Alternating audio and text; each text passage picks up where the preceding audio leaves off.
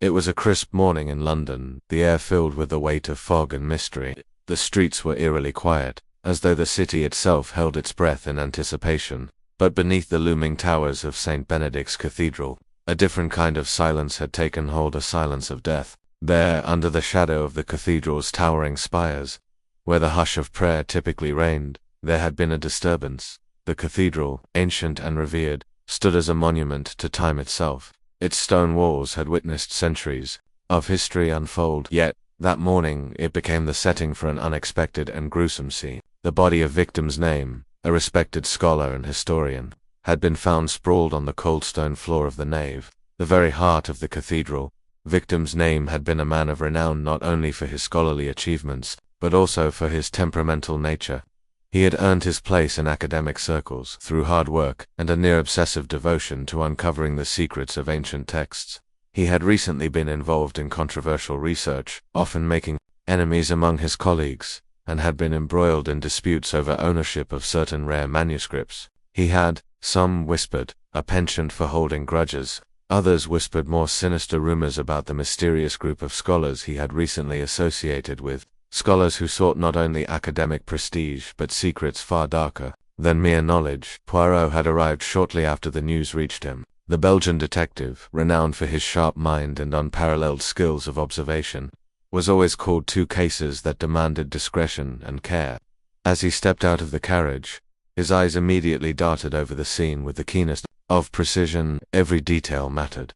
The cathedral was eerily silent, save for the murmurs of a few onlookers huddled near the entrance. The cathedral's ancient wooden doors had been left ajar, as though unwilling to close upon the horrors that had transpired within. The scene inside was bathed in a soft, golden light from the tall stained-glass windows, but this beauty was marred by the grim discovery before him. The body of victim's name lay at the center, face down, with a pool of dark blood slowly spreading outward, staining the stone like ink on a page. Poirot approached the body with deliberate steps, his small but meticulous frame moving with grace and control. He did not speak as he crouched beside the victim. He observed carefully, his eyes taking in the minutiae position of the body, the clothing, the bloodstains, the way the shadows of the cathedral danced across the scene. His mind was already working. His sharp eyes caught details that others might miss. The victim's right hand was clenched in a fist, and something had been buried inside it. Poirot carefully pried open the victim's fingers, revealing a torn scrap of paper. The paper, yellowed with age, had been hastily ripped in half, and the handwriting on it was barely legible. What struck Poirot immediately was not just the script, but the symbols there, etched into the torn edges, were several strange markings, as if the victim had been trying to decode something. A clue, Poirot murmured softly to himself, his voice barely audible above the distant echoes of church bells tolling the hour. The scrap of paper was significant, perhaps not in the way it seemed, but it held meaning that would be unlocked only through careful scrutiny. Mon ami, Poirot said to the constable standing by, take care not to disturb the scene further. I will take a closer look at this. The constable, a young officer named Donovan, nodded nervously, his eyes wide as he took a step back. Poirot's presence was commanding, and though Donovan had seen many detectives in his time, there was something unmistakable about the quiet authority of Hercule Poirot. Poirot stood up slowly, his eyes scanning the room. There was something unsettling about the cathedral's atmosphere. It was not just the murder, no, there was something more. The air felt heavy, laden with secrets. The place that had once been a sanctuary now seemed to hold its breath, as if reluctant to reveal what had transpired under its vaulted arches. He moved toward the altar, his shoes clicking lightly on the stone floors. The golden candlelight flickered, as though reacting to his presence, casting fleeting shadows that seemed to dance along the high arched walls. Poirot observed everything, the patterns of light, the placement of every object, and most importantly, the people who lingered nervously in the background. The caretaker of the cathedral, a frail old man named Father Corbin, had been the one to find the body. He stood at the back, wringing his hands and muttering prayers. His face was pale, and his eyes darted nervously from one corner of the room to the other. Poirot approached him quietly, his gaze fixed on the man's face. Father Corbin, he said, his voice calm but with an edge of command. You found the body? Yes. The old man nodded rapidly, his voice trembling. Yes, Monsieur Poirot. I was just cleaning the sanctuary, as I do every morning. When I came to the nave, I saw him lying there, blood everywhere. I didn't know what to do. Poirot nodded, his eyes narrowing. He could sense the man's fear, but also something else, a hesitation, a reluctance to reveal something more. Tell me, Father Corbin, did you notice anything unusual before you found the body? Any strange sounds, any visitors, anything out of the ordinary? Father Corbin shook his head vigorously. No, Monsieur Poirot, nothing. I came in early, just as I always do. The doors were locked, and I was alone until I found him. Poirot paused, studying the man carefully. Something about the way he spoke seemed forced, his words too hurried, his eyes darting to the corners of the room as if he feared something might be watching him. Poirot's intuition screamed that the old man knew more than he was letting on. Very well, Father, Poirot said softly. I will need to speak to everyone who was in the cathedral today, you included. Father Corbin's face turned ashen. But, Monsieur Poirot, I swear I know nothing more. Poirot raised his hand gently, signaling him to calm down. Of course, but you must understand, Father, that everyone who was present must be questioned. This is important, for the truth must be uncovered. As Poirot turned away, his eyes fell upon a group of tourists who had been visiting the cathedral that morning. They were now standing at a distance, whispering among themselves.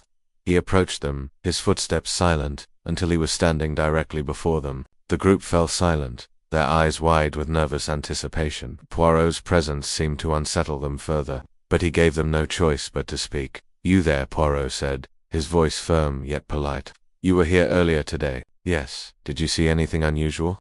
One of the tourists, a young woman with dark eyes and a nervous twitch in her movements, answered hesitantly. We didn't see anything. We just arrived to visit the cathedral. Everything seemed normal. Poirot studied her closely. Her hands were trembling, and her gaze avoided his, darting to the side. This behavior struck him as strange. Most tourists would be excited to see such a place, yet this woman seemed afraid of what Poirot could not yet say. His eyes narrowed slightly as he turned to the others in the group. And the rest of you, he asked, his tone soft but insistent. Did you notice anything strange? Another woman in the group, older and more composed, shook her head. Nothing, monsieur, we were just taking a tour. Poirot's instincts told him that the group was hiding something. It was clear that the woman was holding back, and as he turned away, he could feel the puzzle slowly starting to form in his mind. The victim's connections, the strange behavior of the people around him, and the mysterious clue all pointed toward something much darker than a simple murder. A deeper conspiracy was unfolding, and Poirot was determined to uncover it. Poirot left the cathedral. He could feel the weight of the case pressing down on him. The first clue had been uncovered, one that would lead him further down a winding path of secrets, lies, and danger. He was no longer just investigating a murder. He was stepping into a world filled with hidden knowledge and shadows that stretched far beyond the cathedral's stone walls. The day that followed the discovery of the murder was one of uneasy tension and quiet contemplation. The cold fog that had settled over London the previous night had not yet lifted, and the morning seemed unwilling to break free from the murky gloom that hung in the air. But for Hercule Poirot, the fog that lingered was not just a physical presence, it was a symbol of the mystery he was now bound to untangle. The cathedral's stone walls had absorbed the shock of the crime, but Poirot could sense that they held more than just echoes of the victim's last moments. They held secrets. Poirot had spent the entire morning reviewing the evidence, consulting with the police officers, and considering his first impressions. By noon, he was ready to begin his official inquiries. He had already formed his initial suspicions. The murder of victim's name was not the work of a random criminal. It was far more calculated. The victim, a scholar with ties to controversial academic circles, had certainly made enemies, but what Poirot could not yet grasp was whether the crime was tied to personal vendettas, scholarly rivalries, or something darker entirely. Hard the scene. Poirot had noted the minor inconsistencies, the torn paper with strange symbols, the way the body had been positioned, the strange atmosphere in the cathedral. Everything seemed too deliberate. No, this was no chance killing. The more Poirot thought about it, the more convinced he became that someone had intended to send a message, and the cathedral was the perfect stage. But who was the message for? Poirot arrived at his first location of inquiry, the modest flat of Dr. Andrew Weston, a close colleague of the victim. Weston was a professor of religious history, and the two men had worked together on many occasions, often disagreeing over their interpretations of sacred texts. Weston's alibi was airtight.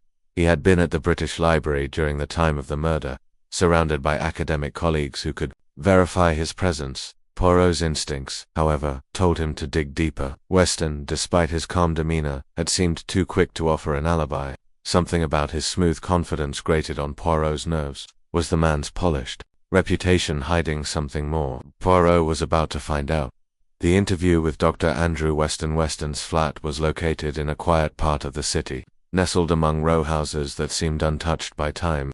The door opened to reveal a tidy, well-kept interior. Bookshelves lined the walls, each filled with dusty volumes, many of them on ancient languages and biblical archaeology. The man himself was a tall, well-groomed figure in his early 40s, wearing a dark suit that was clearly tailored to perfection. He was the picture of intellectual gravitas, and his sharp, calculating eyes betrayed an intellect that matched his polished appearance. "Ah, Monsieur Poirot." Weston greeted him smoothly as he entered the flat. "Pleasure to meet you, though I must admit the circumstances are far from ideal. I trust you're here regarding the tragic death of our colleague." Poirot nodded with a polite smile.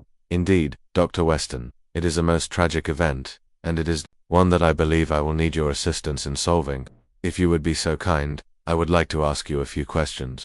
Weston motioned toward an armchair in front of a writing desk, where an open book lay on display, seemingly forgotten. Poirot sat, his back straight, his eyes studying Weston's every movement. "Certainly, Monsieur Poirot," Weston said, his voice smooth as velvet. "What can I assist you with?" Poirot did not hesitate. "Tell me, Dr. Weston, where were you at the time of victim's name's death?" Weston's expression remained unchanged, but Poirot noticed the briefest flicker in his eyes. It was subtle, but enough for the detective to catch. "I was at the British Library, as I've already stated to the police," Weston replied, a touch of defensiveness creeping into his tone. "I was there for a lecture, surrounded by several colleagues. You can verify my alibi through them." Poirot nodded thoughtfully, allowing the silence to stretch between them. "You and the victim had a rather contentious relationship." "Yes. I have heard you disagreed on many occasions, particularly regarding the manuscript of the Dead Sea Scrolls."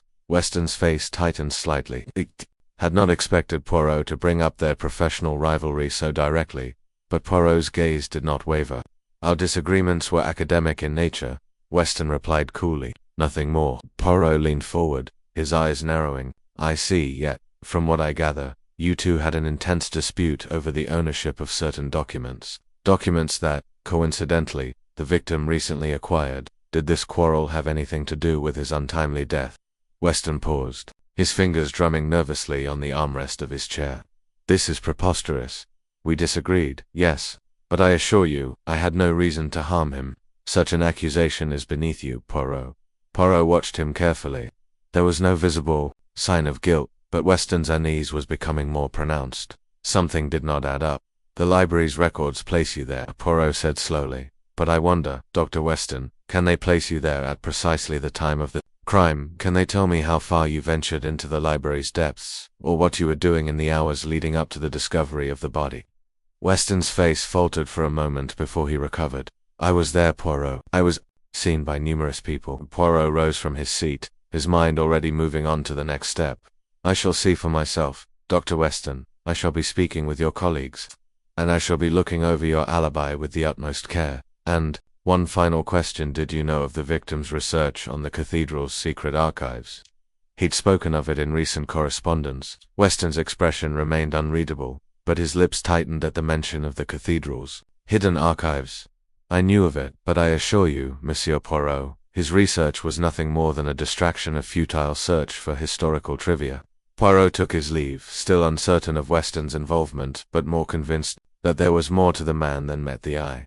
The interview with Clara Reynolds. The next stop on Poirot's list was the flat of Clara Reynolds, a former student of the victim who had been rumored to have a complicated history with him. Reynolds had been one of the brightest pupils in victim's name's class, but their relationship had turned sour in the last few months.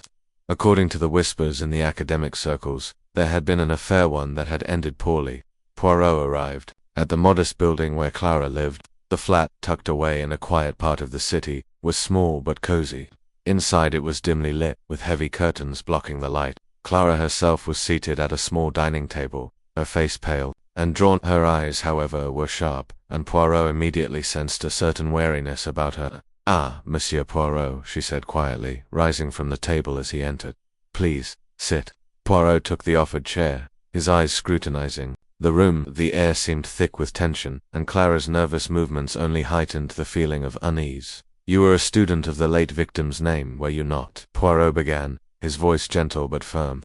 "And I understand there was more to your relationship than just teacher and pupil." Clara's lips pressed together, and for a moment she appeared ready to speak, but instead she hesitated, her hands fidgeting in her lap. "Why do you ask about that?" she said finally, her voice shaking slightly. "It's irrelevant now." Poirot's gaze never wavered. "On the contrary, Mademoiselle Reynolds, it is most relevant. You had a very close connection with the victim.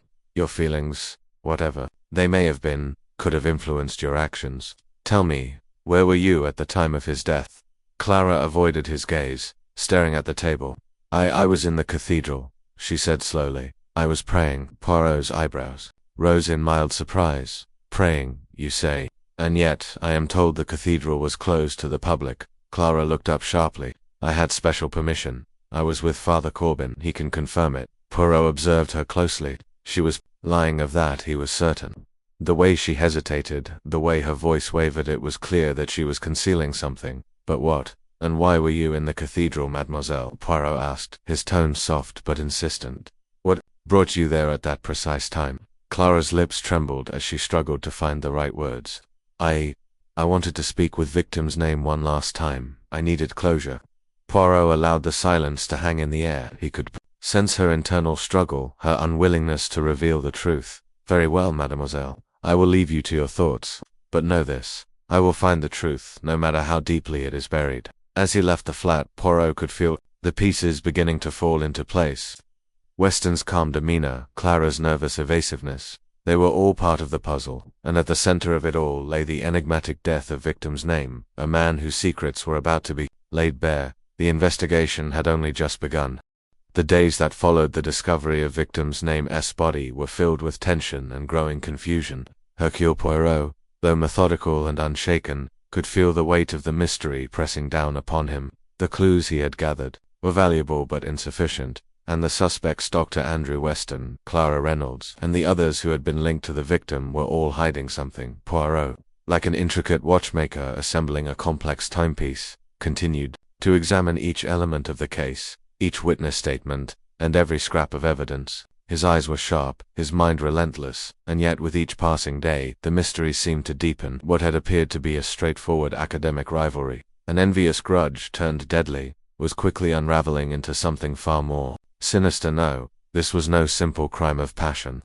There were forces at work here that Poirot had not yet fully comprehended. The lies, too, were multiplying, each one more entangled than the last. Poirot, who was as skilled at detecting falsehoods as he was at solving puzzles, now found himself facing a vast and growing web of deceit. Everyone seemed to have something to hide, and none of them, it seemed, were quite as innocent as they appeared. The inconsistencies with Dr. Weston, Andrew Weston, had been the first suspect to be questioned, and his responses had been smooth and practiced, almost too perfect to be genuine. At first, Weston's alibi seemed flawless. The British Library had confirmed his presence during the time of the murder, and several colleagues had attested to his whereabouts. But Poirot, ever the skeptic, had found something that did not sit right. Poirot had revisited the library the previous day, speaking with staff and reviewing the visitor logs. Weston's name appeared as expected, but there was something odd about the timing. Weston had claimed to be at the library from 10 a.m. until well past noon, yet a careful examination of the timestamps on the library's documents revealed a gap. Weston had not signed in until 10:45, and no one had seen him enter the building before that time. The discrepancy was minor, but Poirot knew that the smallest of discrepancies often pointed to a deeper issue. To make matters worse, Poirot had learned from a janitor who worked at the library that Weston had been seen leaving much earlier than he had stated, slipping out quietly through a side exit around 11:30 a.m. It was not enough to prove that Weston had committed the crime, but it was certainly enough to cast doubt on his story. Poirot, now convinced that Weston was hiding something, decided to pay him another visit. Confronting Dr. Weston again, Poirot arrived at Weston's flat on a particularly overcast afternoon, the sky heavy with the promise of rain.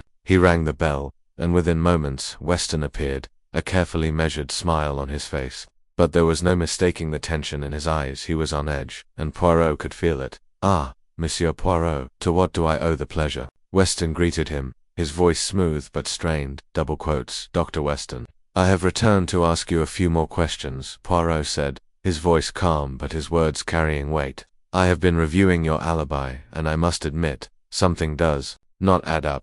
Weston's smile faltered for just a moment before he regained his composure. I don't understand, Poirot. I told you everything I know. I was at the library. I have no reason to hide anything. Poirot's gaze was unwavering, and yet, the records from the library tell a different story. You arrived at 10:45, but your colleagues did not see you there until later. You also left much earlier than you claimed. Tell me, Dr. Weston, where were you between 10 o'clock and 10:45? Why are there no witnesses who can confirm your presence? Weston's expression darkened. I was walking around the area. I had some time before the meeting started, but I assure you, Poirot, I had no part in victim's name's death. Poirot raised an eyebrow, watching Weston carefully. Walking around, you say? Perhaps you were walking somewhere in particular. Weston's hand twitched, and Poirot caught the slight shift in his demeanor. Weston's eyes darted to the side, avoiding Poirot's piercing gaze. I don't know what you're insinuating. Poirot, I was simply passing the time before the meeting. There's nothing unusual about that. Poirot studied him for a moment longer, then leaned forward slightly. And yet, Dr. Weston, I find it hard to believe that you had no reason to conceal your movements during that time. Was it perhaps because you had something to hide? Weston's lips pressed together in frustration. He opened his mouth as if to respond but stopped himself. The silence stretched on, and Poirot knew that Weston was hiding something crucial to the case. The question was, what? Clara Reynolds' evasive behavior. Clara Reynolds had been the second suspect Poirot had interviewed, and her behavior had been just as perplexing. At first, she had appeared nervous but cooperative. Yet, as Poirot pressed her for details about her whereabouts at the time of the murder, he had sensed that she was not being completely honest. Clara had insisted that she was in the cathedral, praying. However, as Poirot had learned from Father Corbin, the cathedral had been closed to the public at the time of the murder. If Clara had truly been there, she would have had to have special permission. Poirot had no doubt that Clara had been lying, but to what end? After leaving her flat, Poirot had visited the cathedral again, speaking with Father Corbin and checking the guest book for any record of Clara's presence. To his surprise, there was no mention of her name nor any record of special permission being granted. When Poirot confronted Father Corbin, the old man had been visibly uncomfortable, shifting nervously from foot to foot. I do not recall Mademoiselle Reynolds. Father Corbin had stammered, but I may have forgotten. It's been a difficult few days. Poirot was unconvinced. Father Corbin's nervousness only increased the detective's suspicions. If Clara had been in the cathedral, Father Corbin would have been sure to remember her. The fact that there was no record of her visit, combined with Clara's own evasiveness, made Poirot believe that Clara was hiding something. Victor Duval, the mysterious historian, while Poirot had been focusing on the primary suspects Weston and Clara, he had not forgotten about the mysterious historian, Victor Duval, been involved in the academic circles surrounding the victim, but he had been less forthcoming with information than either Weston or Clara. Poirot had learned that Duval had been a frequent collaborator with the victim, but there was little known about their exact relationship. They had both shared a keen interest in ancient manuscripts, but Duval had been much more secretive about his research. Poirot had managed to track Duval to a small antiquarian bookstore in the heart of London. The store was dark and quiet, with dusty shelves filled with ancient texts and rare artifacts. Duval himself was a tall man in his late 50s, with a sharp, hawk-like face and a demeanor that made people uneasy. He had greeted Poirot with a wary nod when the detective had asked for a private word. "You wish to ask me about victim's name, I presume?" Duval had said, his voice low and guarded. "I do," Poirot replied, watching Duval carefully. "It seems that you were well acquainted with the victim. You worked together, yes?" Duval nodded slowly, his fingers twitching nervously as he toyed with a piece of parchment on the counter. "We were colleagues, but I had little to do with the man in the last few months. He became obsessed with the idea of uncovering something that, in my opinion, should have been left alone." Poirot leaned in, intrigued. What was it that he was so obsessed with? Duval hesitated. A manuscript that he believed would change everything. It had been lost for centuries, but somehow, he had managed to find it. Poirot's interest piqued. "And where is this manuscript now?" Duval's eyes flickered. "I don't know. I never saw it, but I know that victim's name was close to revealing it. I fear that his discovery might have led him to dangerous people. Poirot studied Duval closely. The historian's reluctance to talk spoke volumes. It seemed as though he was protecting something or someone. But was Duval involved in the murder, or was he simply another pawn in a much larger game? The web grows tighter. As Poirot pieced together the puzzle, he began to see a pattern emerging. Lies and contradictions were multiplying, and each new piece of evidence only deepened the mystery. Dr. Weston had lied about his whereabouts. Clara Reynolds was hiding something about her visit to the cathedral, and Victor Duval's cryptic statements suggested a deeper conspiracy. Poirot was convinced of one thing. The murder of victim's name was not just the result of an academic rivalry. There were other forces at play, forces far more dangerous than any of them had yet realized. The investigation had now taken a darker turn, and Poirot knew that it was only a matter of time before he unraveled the full extent of the deception. The truth was buried deep within the lies, and Hercule Poirot was determined to find it. The winds had shifted that evening. A rainstorm had broken over London, and the streets were slick with the aftertaste of a tempestuous night. The sky had turned a bruised shade of purple, heavy clouds hanging low over the city. The fog from earlier in the day had dissipated, but something still lingered in the air, an unspoken tension that was palpable to anyone who walked the streets. Inside Poirot's modest apartment, however, the detective sat, as he always did, calm, collected, and focused, his mind as sharp as ever. He was no longer merely piecing together the events of the murder. He was now chasing something far more elusive, a truth that lay hidden beneath layers of deception. Poirot had spent the last several days revisiting every suspect, re-examining every detail of the case, and analyzing the conflicting alibis. Pieces were starting to fall into place, but there were still gaps, dark, murky spaces that he could not quite navigate. Dr. Weston's behavior had been suspicious, his alibi full of holes.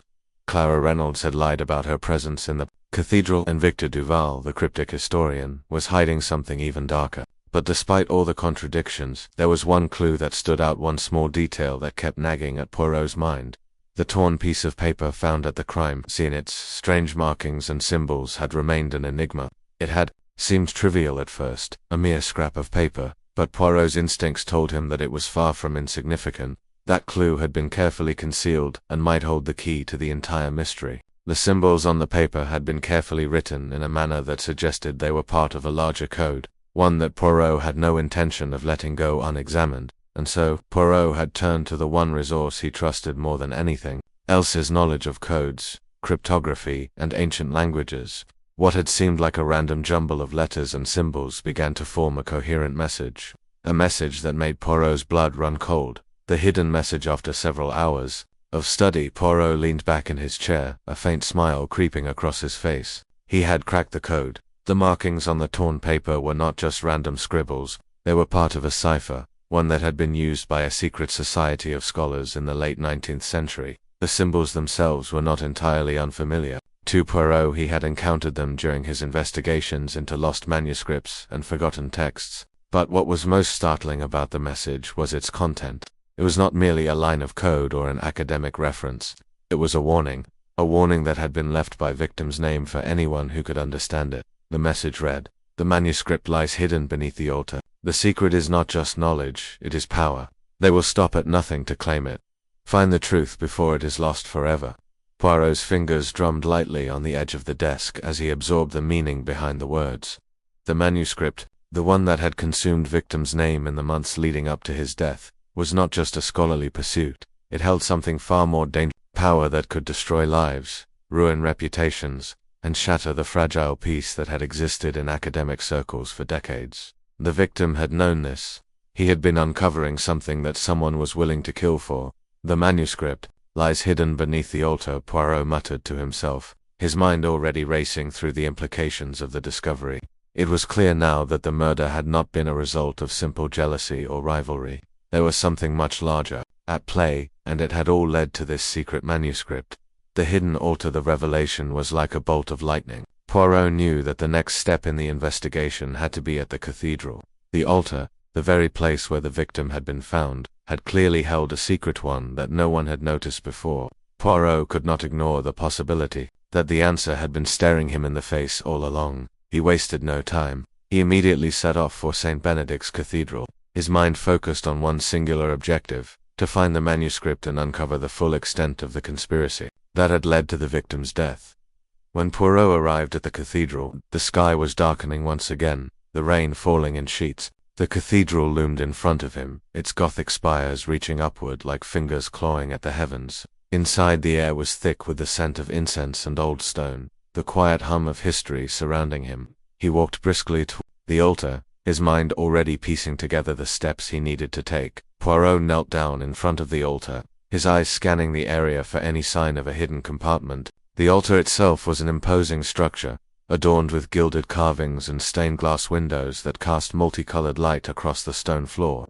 But Poirot's sharp eyes weren't fooled by the beauty of the surroundings. He was looking for something more subtle, something that could easily be overlooked by anyone who wasn't paying attention. As he examined the altar closely, Poirot's hand brushed against a small, almost imperceptible seam in the stone. His heart skipped a beat. This was it. He had found it, but with great care, Poirot pushed against the stone slab, and to his surprise, it moved easily, revealing a hidden compartment beneath the altar. Inside, wrapped in cloth, was a large, ancient manuscript. The book was heavy, its pages yellowed with age, and its cover adorned with intricate symbols that matched those on the torn piece of paper. Poirot's fingers trembled slightly as he picked it up, feeling the weight of the discovery.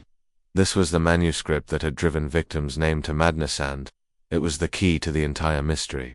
But as Poirot held the manuscript in his hands, a strange unease settled over him. He knew that his discovery would not go unnoticed. There were others who were after this manuscript, others who would stop at nothing to claim it for themselves. The murder had been only the beginning. The true danger was just starting to unfold. True motive revealed. Poirot returned to his apartment later that evening, the manuscript resting on the desk in front of him. He had already begun to leaf through its pages, but the true meaning of the text was still unclear. It was written in a language that had been lost to time, a language that Poirot had seen only in passing in his past investigations. The manuscript was a combination of religious texts, cryptic symbols, and ancient maps that seemed to lead to something far more dangerous than just knowledge. As Poirot continued to examine the manuscript, a pattern began to emerge. The symbols were not just random, they were part of an intricate map that led to a hidden location. But what truly unsettled Poirot was the realization that the map was not just geographical, it was symbolic. The location described in the manuscript was not a physical place, but a metaphorical one. It pointed to something far more abstract, a secret society, a hidden order of scholars who had long sought to control knowledge and power. It became clear to Poirot that the murder of victim's name was not just about the manuscript, it was about the power it represented. The victim had been on the verge of uncovering a truth that threatened the very foundation of this hidden order, and someone had killed him to keep that truth buried. The web of lies surrounding the case began to unravel completely. Dr. Weston had been part of this secret society, as had Clara Reynolds, and even Victor Duval had known of its existence, but none of them had been willing to come forward. They had all been protecting something far larger than their personal grudges. The manuscript was a key to an ancient and powerful secret, one that had been passed down through generations of scholars and academics. But now, with the truth exposed, it was only a matter of time before the forces behind the murder would come after Poirot, intent on silencing him as well. A dangerous confrontation as the night wore on. Poirot knew he could not wait any longer. The game had changed. The stakes had been raised. He was no longer just solving a murder, he was unraveling a conspiracy that spanned generations. The manuscript was not merely a piece of history, it was a weapon, one that could bring down powerful men and topple entire institutions. Poirot's thoughts turned to the suspects once more. They had all played their parts in this tangled web, but none of them had the full picture. It was time to confront them all, to force them to reveal what they knew. The time for subtlety had passed. Poirot would have to confront the shadows head-on, with the manuscript in hand and the truth finally within his grasp. Hercule Poirot prepared for the most dangerous part of the investigation, one that would take him face to face with the shadowy figures who would stop at nothing to protect their secrets. The first major discovery had led him to the heart of the conspiracy. But now, the true battle was about to begin.